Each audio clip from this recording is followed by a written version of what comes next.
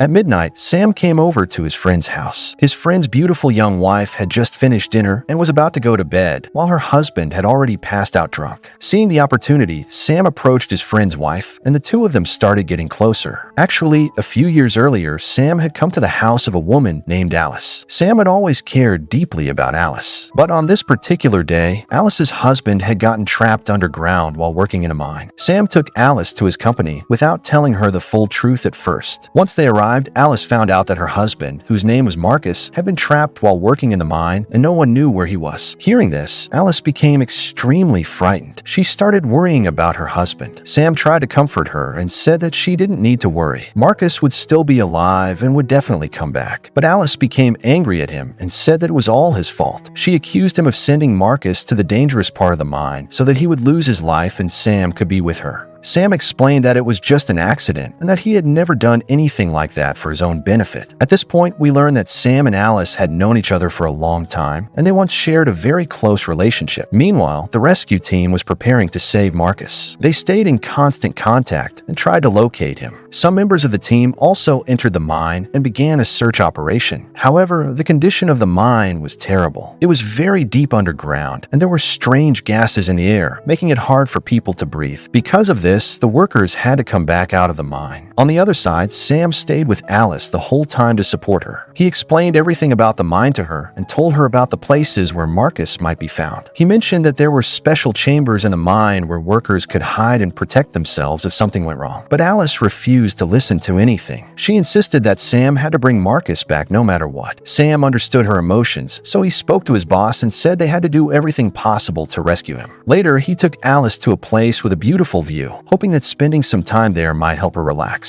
But it didn't help. When Alice returned home, she started crying. Looking at Marcus's clothes made her remember him even more. Then the scene shifts into a flashback. Marcus and Sam were working together in the mine. At that moment, Alice arrived. When Alice saw Sam with her husband, she felt good about meeting him. Sam also saw her for the first time, and the moment he looked at her, he was instantly attracted to her. Actually, Alice had come to take her husband out shopping, but Marcus wasn't free at that moment, so he asked his friend Sam to go with her instead. On the way, Sam asked Alice why she and Marcus didn't have children yet. Alice went silent. She felt uncomfortable and sensed that Sam might be implying something inappropriate. The next day, Marcus and Sam were working together in the mine again. After finishing work, Marcus invited Sam to his house for dinner so they could spend some time talking together. Sam agreed because he wanted another chance to talk to Alice. That night, the two friends sat together and talked a lot while having dinner. That's when Sam met Alice again. The two of them kept looking at each other as if there was some kind of connection between them. However, Alice didn't tell her husband about what had happened the previous day or about the strange questions Sam had asked her. She stayed quiet and simply kept looking at Sam. After a while, the three of them planned a dance. Alice was not ready for it at first, but after Marcus insisted, the three of them started dancing and enjoying themselves. Marcus eventually became very tired, so he started drinking. After a short while, he got drunk and fell asleep right there. Now Sam had the opportunity he had been waiting for. He carefully helped Marcus to the bed and made sure he was sleeping comfortably. Now only Sam and Maria were left alone in the house. Maria called him into the kitchen on the excuse of offering him some cake. When Sam complimented her beauty, Maria's face suddenly turned tense with anger. It felt to her as if those words carried some hidden intention. A strange fear rose in her heart, and she told him to leave. She was about to go change her clothes when suddenly Sam appeared at the door. There was no trace of friendship left in his eyes now. His intentions had clearly changed. Maria tried to hide herself, but Sam moved closer. In that moment, he forgot about his friendship, something no true friend should ever do. The next morning, Sam and Marcus were returning from work, and Alice was waiting for them. Alice gave Sam a subtle signal, but Sam ignored it because Marcus was right behind her. The two men walked outside together. Alice wanted Sam to come with her to her house. She walked over to him and asked him to come home with her, but Sam said he would come later and then drove away. Disappointed, Alice returned home with Marcus. The next day, Sam opened the door of his house. He thought Alice would be standing outside, but instead Marcus was there. The moment Sam saw him, his expression changed. This meeting turned out to be very different from what he had expected. A few minutes later, Sam secretly sent a message to Alice telling her not to come to his house. But at that exact moment, someone knocked on the door. When the door opened, Alice was standing there. Both of them froze when they saw each other. Marcus looked surprised and asked, "What are you doing here?" Alice quietly replied, "I came looking for you.